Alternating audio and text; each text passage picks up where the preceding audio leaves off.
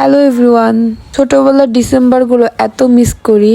আগে ওয়েট করে থাকতাম কবে ফাইনাল এক্সাম শেষ হবে, কবে ডিসেম্বর আসবে, কবে ঘুরতে যাব।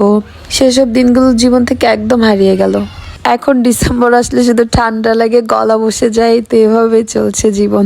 এই ইয়ারটা হুট করে শুরু হলো, আবার হুট করে শেষ হয়ে গেল, বুঝতেই পারলাম না কোন পাশ দিয়ে ইয়ার শেষ হয়ে গেল।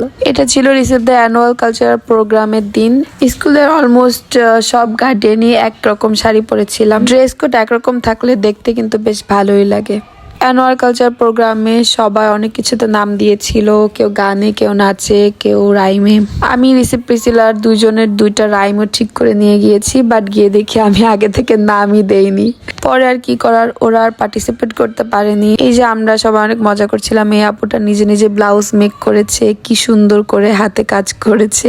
এই দিনটা আসলে সবাই একরকম শাড়ি পরেছিলাম, তাই বাচ্চাদের থেকে আমরাই বেশি এনজয় করেছি। সব একসাথে পিকচার তুলেছি। প্রচুর ঠান্ডা ছিল, তার উপর আবার আমার গলা বসে গিয়েছিল, প্লাস প্রচুর ঠান্ডা লাগাও ছিল।